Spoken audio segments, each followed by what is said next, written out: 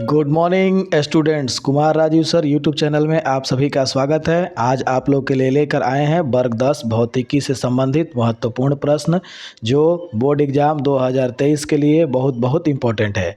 पहला प्रश्न है हमारा, प्रकाश का प्रकीर्णन से आप क्या समझते हैं। ठीक है, प्रकाश के प्रकीर्णन से आप क्या समझते हैं। उत्तर है, जब प्रकाश किसी ऐसे माध्यम से गुजरता है जिसमें तथा अन्य पदार्थों के अत्यंत सूक्ष्म कण होते हैं तो इनके द्वारा प्रकाश सभी दिशाओं में प्रसारित हो जाता है।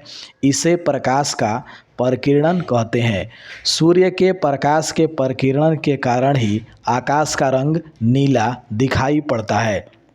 ठीक है, इससे एक और क्वेश्चन बनता है कि किस कारण आकाश का रंग नीला दिखाई पड़ता है। तो क्या लिखेंगे हम, सूर्य से प्रकाश के प्रकीर्णन के कारण या सूर्य के प्रकाश के प्रकीर्णन के कारण ही आकाश का रंग नीला दिखाई पड़ता है। इसको लिख सकते हैं कि जब प्रकाश किसी ऐसे माध्यम से गुजरता है जिसमें तथा अन्य पदार्थों के सूक्ष्म कण होते हैं, सूक्ष्म कण का मतलब छोटे छोटे कण होते हैं, तब इनके द्वारा प्रकाश सभी दिशाओं में प्रसारित हो जाता है। इसे ही हम लोग क्या कहते हैं, प्रकाश का प्रकीर्णन कहते हैं।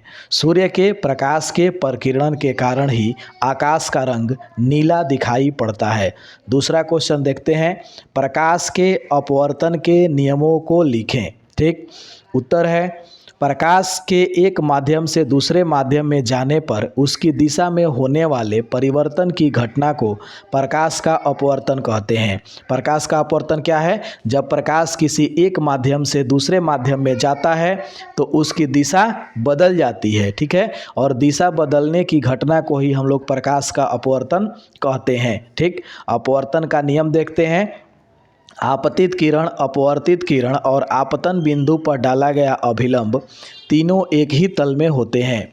आपतित किरण, अपवर्तित किरण और आपतन बिंदु पर डाला गया अभिलंब तीनों एक ही तल में होते हैं। और दूसरा है, प्रकाश के किसी खास रंग के लिए आपतन कोण की ज्या का मतलब होता है साइन। ठीक है, और अपवर्तन कोण की ज्या में एक निश्चित अनुपात होता है जिसे अपवर्तनांक कहते हैं। इसे ही स्नेल का नियम भी कहा जाता है। Okay, thank you. आज के सेशन में इतना ही, बाकी नेक्स्ट सेशन में देखते हैं।